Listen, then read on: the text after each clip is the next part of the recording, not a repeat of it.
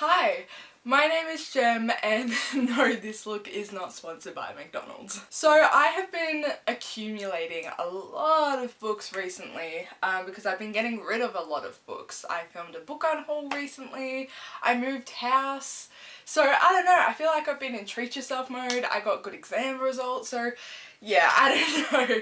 I've been collecting these books for November into early December. So without further ado, here is my accumulative book haul. We'll start off with one which has been in the background of a couple of my videos lately. It's Turtles All the Way Down by John Green. Obviously this is his first book post The Fault in Our Stars.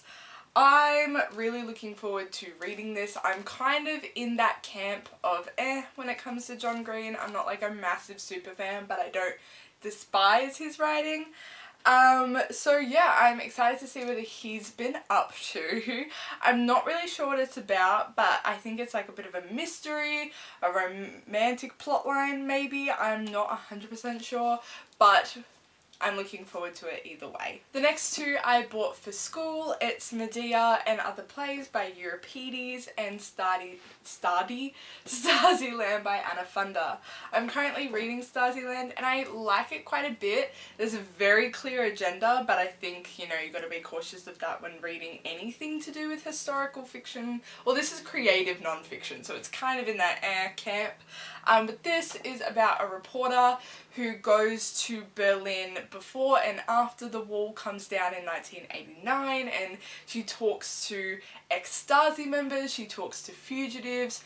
It's very interesting and I really like her writing style. I'm just very cautious about agreeing with her too much because there is a very clear anti-Soviet Union agenda, so take that as you will. And then Medea, I'm only studying Medea, I'm not studying the other ones. This is about Medea after the Jason and Medea story. So Jason went off to find the Golden Fleece, Medea helped him, they had a couple sons. This takes place just after Jason leaves her for another woman. So that should be interesting. I really like Greek mythology. I like Nordic mythology a lot more, or Norse mythology a lot more.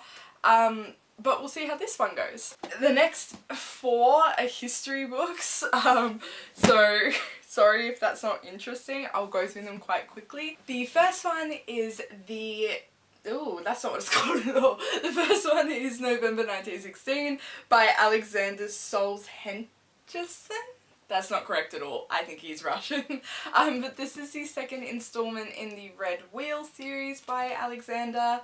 There are 4 of them. It kind of takes you through the Russian Revolution. I got this at an op shop for like $2, which is why I don't have the other ones. But this is really great because this is the month that leads up to the Russian Revolution, in which Tsar Nicholas and the Romanovs were thrown out of power and it became not a monarchy. So you can read these independently, you can read them consecutively, it doesn't really matter. There are some fictional elements, as in like fictional characters that kind of take you through the revolution. So I am very, very excited to get to this. I also have the History of Modern China by Jonathan Fenby. For history this year, I'm studying 2 revolutions, the Russian one and the Chinese Cultural Revolution of 1950, I believe. So I'm really excited to read this, get some historical info.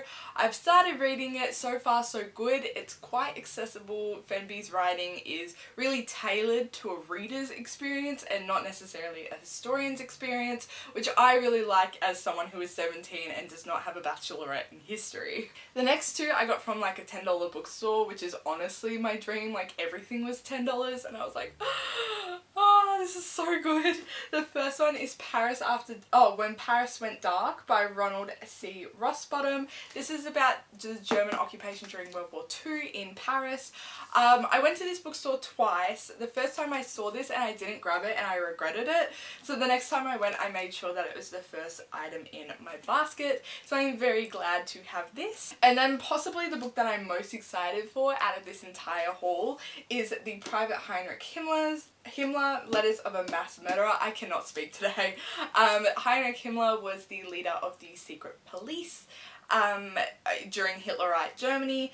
It's edited and with commentary by his great niece, Catherine Himmler, and another historian by the name of Michael Wilt.